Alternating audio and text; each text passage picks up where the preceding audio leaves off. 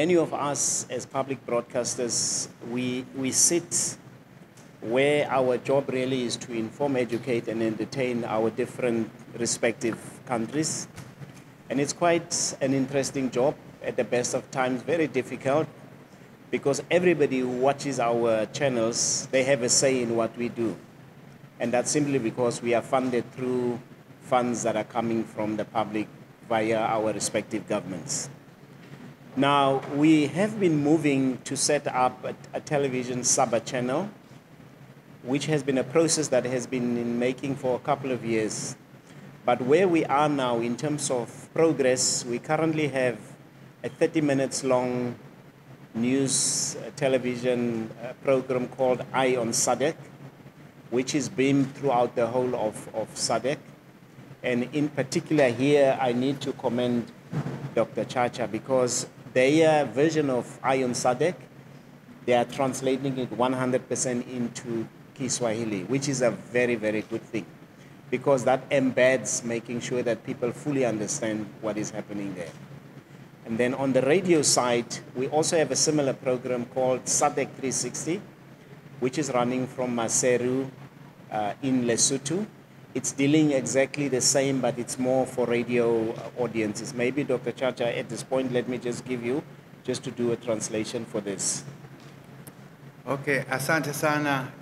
Kwa kifupi, Rais wa Saba anasema sisi kama vyombo vya habari vya umma tumekuwa tukikutana kwa sababu tunajadili masuala ambayo yana umuhimu kwa maisha ya watu wetu. Tunahabarisha, tunaelimisha, tunaburudisha, na kwamba tunafanya hivyo kwa tukiwa na wajibu mkubwa, kwa sababu tunaendeshwa kwa fedha za umma ambazo zinapitia kwenye ruzuku ya serikali. Lakini amesema katika kipindi ambacho tumekuwa tukikutana, tumepanga masuala muhimu ikiwemo tuna mpango wa kuanzisha television, vyombo vyetu vya habari. Na mpango huo umesogea mbali kwa sasa tunapozungumza. Na tayari tuna kipindi cha dakika 30 katika vyombo vyetu vyote vya huu ukanda wa SADC. Kipindi cha dakika 30 kinaitwa Eye on SADC, yani jicho letu katika hii jumuiya ya SADC. Na kimekuwa kinatafsiriwa katika lugha mbalimbali kutegemea uko nchi gani. Sisi Tanzania, ukiangalia TBC utakiona kiko kwa lugha ya Kiswahili, ingawa katika nchi zingine kinakuwa katika lugha za kule. Lakini amemalizia pia kwamba tunayo redio iko Maseru, yani tunatangazia kutokea Maseru, ambapo watu wote wa SADC kule Lesotho, nchi zote SADC wanapeleka kule, vinaandaliwa, zinaruka, na ni vipindi ambavyo na sisi kama TBC tayari tumeshajiandaa kuanza kurusha kwa lugha ya Kiswahili. Thank you, Dr. Chacha. So very soon we're hoping to have a full Saba television channel that will showcase programs comprised of what the region can offer. And hopefully through that we can influence the continent and the globe in terms of who and what we are. And the beauty about Saba is that, for instance, in Namibia, we would only be getting stories from Tanzania through the BBCs, the Skies, and the CNNs, but then their version of those stories would not reflect exactly what was happening. The major advantage we're having today is that we are getting these stories directly from the broadcasters, so they can tell the stories in the way that they feel. And for us as Africans, that is quite a very, very, very commendable step in that regard. We are also meeting here today to also show our support for our sister broadcaster, and also to show the people of Tanzania that as Saba, we are not just concentrated in one block. So our meetings are held in all the countries, and these are decisions that we take as we sit. Like today, we will be having a board meeting where we will also then decide where the next Saba conference board meeting will be. So in that way, we make sure that all the countries get a chance to be hosting these kinds of events. Now, what is also important is that as we are holding the board meetings, we also have broadcast conferences where we talk about things about innovation, about technology, about training, so that we can at all times make sure that our staff, the people that work for us and us leading, so that we can get them to upskill their levels of understanding. And as you know today, the smartphone is everything. So many of us have already moved into that direction where people now can watch our programs on the smartphone as well. So it's that type of innovation, it's that type of making sure that we remain at the cutting edge that we will also be concentrating on to make sure that as a body that Saba does add value to what is happening within the globe. Hivi karibuni amesema Rais tutaanzisha television yetu kama ilivyosema awali, television kabisa ambayo itakuwa inarusha matangazo yenye maudhui yaliyoandaliwa na sisi wa Afrika wenyewe katika nchi zetu, na kwamba hiyo itakuwa ni mfano kwa maeneo mengine ya Afrika na duniani, kwamba upo umuhimu wa sisi kuwa na vyombo vyetu vya habari ili tuandike habari zetu kwa mtazamo wetu. Na anasema katika miaka mingi ilikuwa unakuta chombo cha utangazaji cha Umma cha Namibia wanapata habari za Tanzania kupitia BBC, Voice of America au CNN na wengine, na kwamba hili si sahihi. Sasa hii television tunayoanzisha na radio, na actually tutakuwa mtandaoni kwa sababu ya teknolojia, maana yake ni kwamba tutakuwa tunapata maudhui ambayo yameandaliwa na Waafrika wenyewe kutoka Msumbiji, kutoka Angola, kutoka Afrika Kusini, kutoka Lesotho, kutoka Eswatini na kwingine na kwingine. Na anasema katika mikutano hii ambayo huwa tunakutana, huwa tunajadili masuala mbalimbali yanayohusu taaluma, ikiwemo ubunifu, ikiwemo mafunzo kwa watu wetu, kwa sababu teknolojia inabadilika sana, tunahitaji mafunzo ya mara kwa mara. Lakini huwa tunajadili masuala muhimu yanayohusu ni namna gani sekta inabadilika na sisi tuwe tayari katika mabadiliko hayo ili tuendelee kubakia na maana, yani tuwe na maana katika jamii ambazo tunazihudumia. And then second to last, part of what we will be discussing is also the issue of sports rights. We find that at this part of the world, we struggle to get the best of what sports can offer.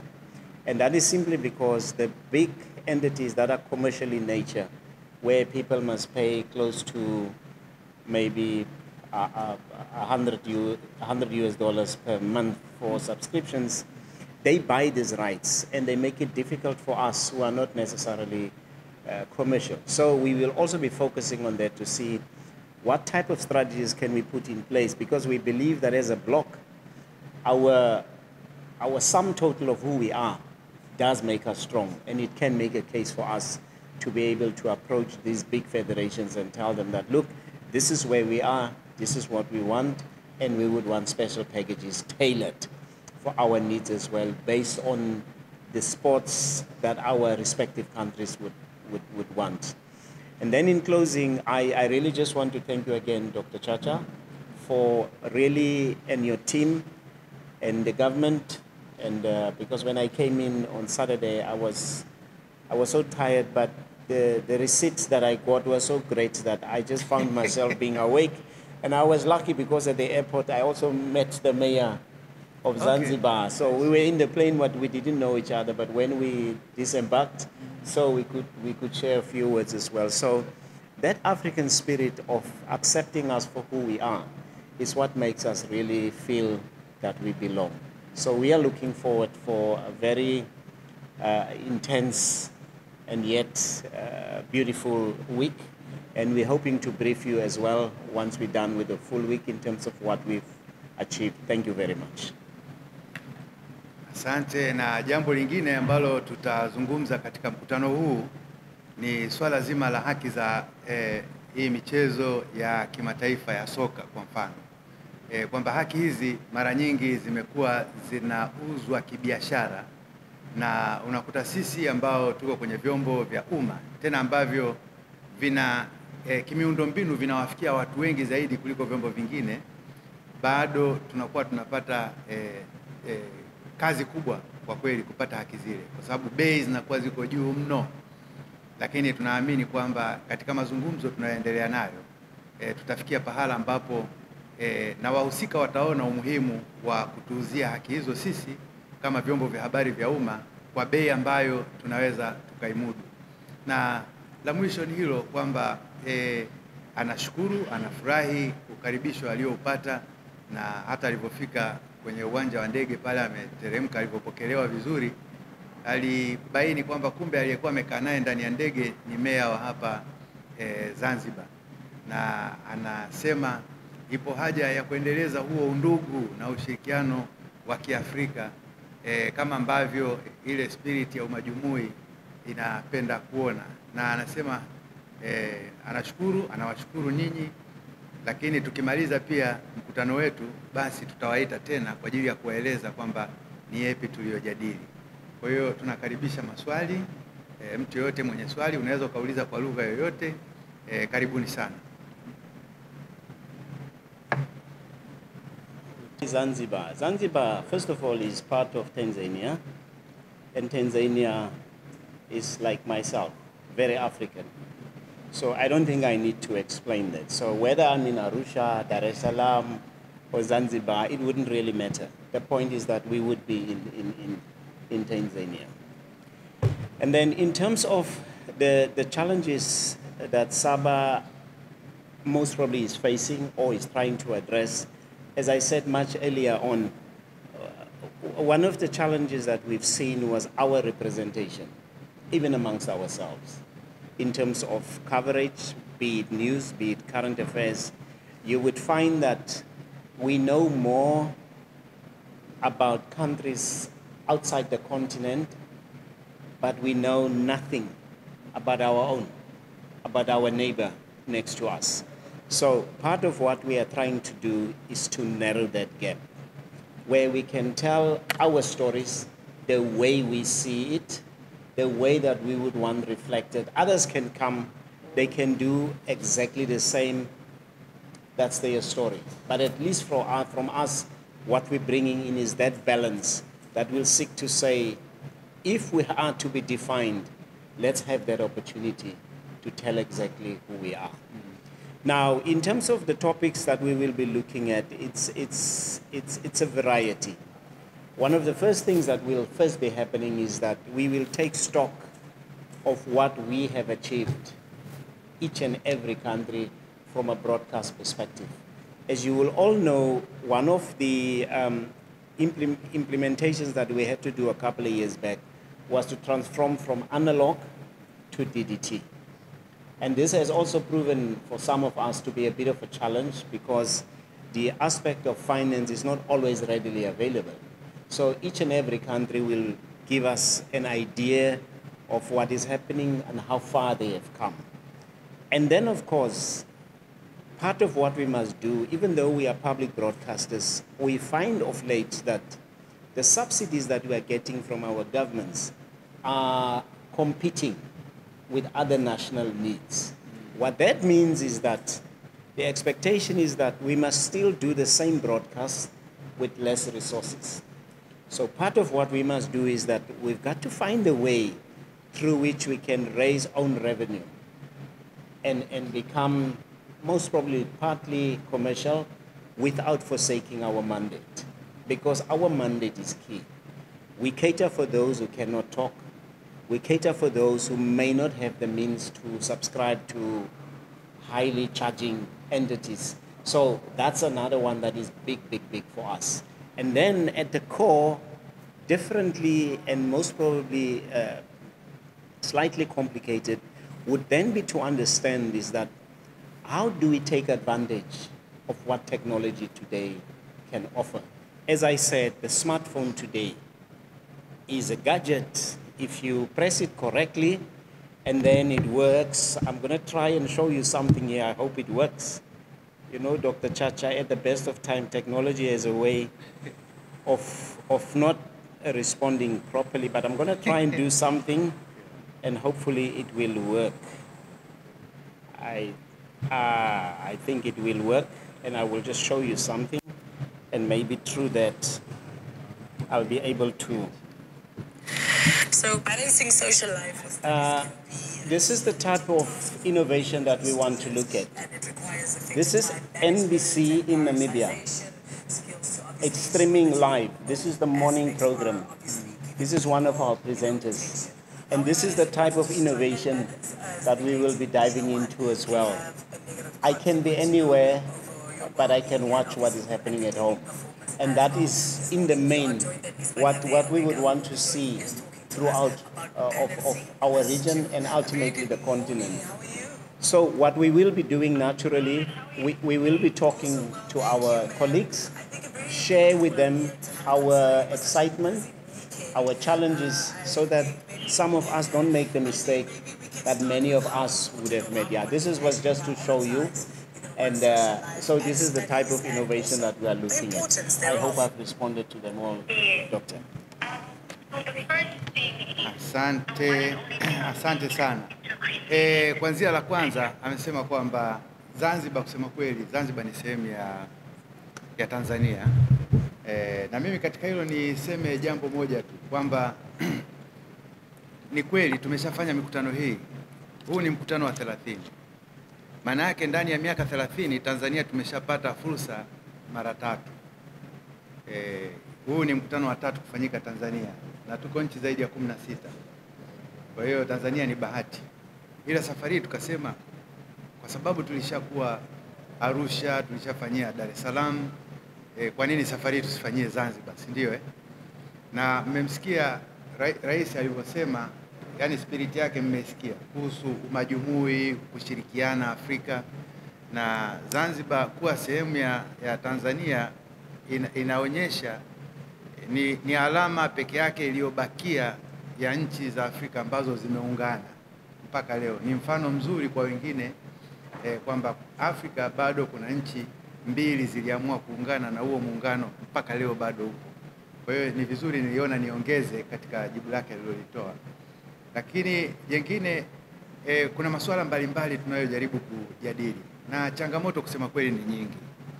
Ukiangalia sasa hivi hata watafiti wameonyesha kwamba wafuatiliaji wa maudhui ya vyombo vya habari vya zamani, nasema vya zamani nikiwa na maana magazeti, redio na televisheni, wanazidi kupungua na wengi wanaelekea kwenye mitandao kwa sababu teknolojia imewezesha mitandao na yenyewe kufanya shughuli ambazo huko nyuma zilikuwa zikifanywa na vyombo vile vingine. Na changamoto nyingine ni kwamba kwa sababu hiyo hata mapato ya vyombo vya umma yamepungua, na matokeo yake ni kwamba vyombo vya habari vya umma inabidi sasa vijadili, na haya ndio tumekuwa tukijadili katika mikutano yetu, ni namna gani tuwe na ubunifu wa kutusaidia kupata fedha za kuendesha vyombo vyetu ambavyo ni muhimu sana katika maisha ya wananchi wetu. Hilo ni muhimu sana na ni moja ya mada ambazo zinajadiliwa. Lakini pia tunajadili namna ya kuweza kutumia hii teknolojia ya sasa. Hii teknolojia amewaonyesha na mimi labda mniruhusu niwaonyeshe kama alivyofanya yeye kwamba huku ndio tunakojaribu kwenda. Sasa ndio hapo nije nijaribu alafu iniumbue. I'm also trying to do exactly what you did, Mr. President, to show them where we're actually heading as public service broadcasters. But probably it will come. It has just let me down. Yeah, it's like that. That's why I forewarned. It happens exactly. It happens. But hii ni kujaribu kuonyesha okay. Hii ni kujaribu kuonyesha kwamba kumbe tatizo ni la simu yangu. Sasa hivi dunia ilivyo, ni lazima na sisi tuendelee kwa teknolojia ili pale wenzetu walipo na sisi tuwepo. Na hii kama alivyosema Mheshimiwa Rais hapa ni kwamba hiyo ndio namna bora ya sisi kuweza kukabili changamoto ambazo umeuliza Yahya. Na kuna mengine of course ya ubunifu Kwa mfano sasa hivi sisi vyombo vya habari vya umma ndio tuna teknolojia ya zamani ile. Tuna maudhui ya miaka mingi yanayotunza historia ya nchi zetu. Zanzibar hapa kwa mfano, hilo jingine hata tukuzungumza. Unajua televisheni kwa eneo hili la Afrika, Zanzibar ilikuwa ya kwanza kuwa na televisheni kwa mfano. Tena ya rangi Zanzibar ilikuwa ya kwanza, watu wanaweza wasijue hilo. Kwa hiyo tunajaribu kuangalia, tuna maudhui ya miaka mingi sana ambayo vyombo vya habari vingine hawana. Kwa hiyo kwa teknolojia hii kama alivyosema rais, kuna dhana inaitwa AOD, audio on demand, au VOD, video on demand. Sisi tunaweza kwa kutumia hizi apps kama alizotuonyesha au hiyo ya TBC, tukawezesha wananchi kokote waliko duniani kufikia maudhui yetu yale ya siku nyingi. Mtu anataka kuangalia kilichotokea mwaka 68 Zanzibar, mwaka 72 Zanzibar kilitokea nini kwenye tukio fulani, anaweza akaenda pale akatizama na akachangia kidogo. Kwa hiyo mfumo huo unawezesha ZBC kupata fedha, lakini halikadhalika unawezesha wananchi kupata maudhui ambayo tunayo yale ya siku nyingi ambayo watu wengine hawana. Kama labda kuna swali jingine au swali fuatilizi, karibuni. In Namibia, we have bought the franchise of Miss Namibia. It belongs to the Namibian Broadcasting Corporation. And I want to tell you why we had to do that. In 2015, that franchise gave the rights to showcase to a private entity. And for 3 years, we could not say anything about Miss Namibia because it's a rights protected. So in 2018, we bought 30% of the pageant, and then we became the official broadcast partner. And that's a lot of content. And then about just over a year back, the owners who held the rights then decided to sell the pageant. But because we own 30% already, we were given the first right of approval. I discussed with the board and we bought the pageant in full. Now what we've done is we've changed the way the pageant is portrayed. Because ordinarily, Dr. Chacha, what would happen is that those that would be partaking would only be those that have the means to go there.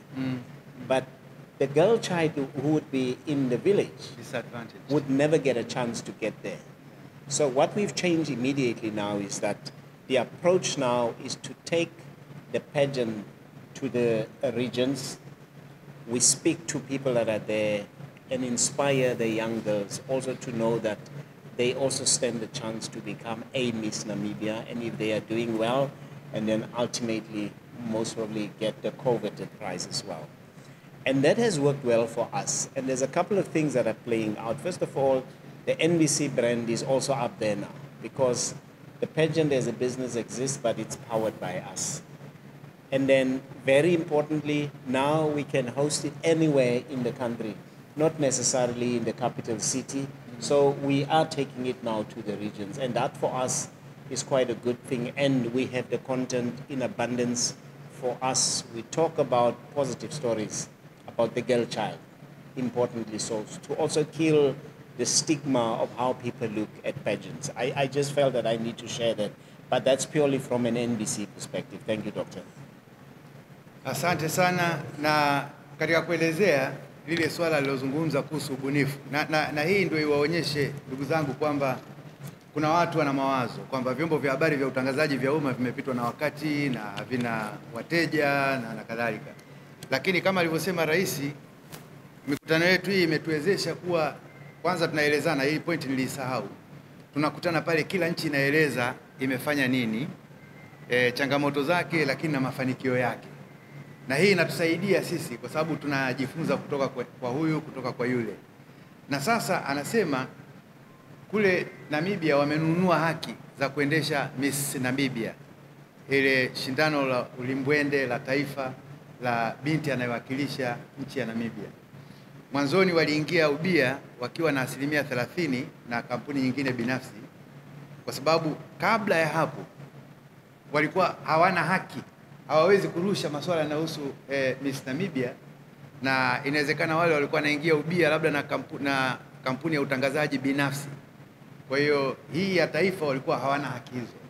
Sasa wakanunua 30% 2018, na baadaye yule bwana akatangaza, yule mwenye ile kampuni ya mlimbwende wa Namibia akatangaza kuuza, kwa sababu wao wana 30% kabidi wanunue. Anasema matokeo yake sio tu kwamba wamepata manufaa ya kibiashara, lakini wamepata fursa ya kuongeza fursa za mabinti wote wa Namibia, kwamba huko nyuma inategemea nani ana fedha, nani kawezeshwa, lakini sasa hivi hata mabinti wa kijijini kabisa ambao hawana uwezo wa kupata nauli kuja mjini, lakini wanazo sifa za kuweza kuwa walimbwende wa kuwakilisha Namibia, wanafikiwa kwa sababu shirika lao la utangazaji linafika. Kwa hiyo naamini kabisa huu ni ubunifu, na mimi binafsi na I have already interpreted what you said, but I'm just saying I also commend you for this important milestone, because it has something to do with culture also. Yes, yes. How do you want to portray the Miss Namibia, the Miss Tanzania? How is the process like? Is it inclusive? And I think that's highly commendable. Thank you, Doctor. Jamani, kama mna kitu chengine, kama hakuna nimpe aweze kutufungia. If you have your last word, please. No, do I say karibu? Yeah, karibu is okay. Yes. So, thank you very much, Mr. President. I would like to thank you once again for finding time to come and participate in this press conference. And as you rightly said, after we finish our 2 or 3 days sessions, we will still come back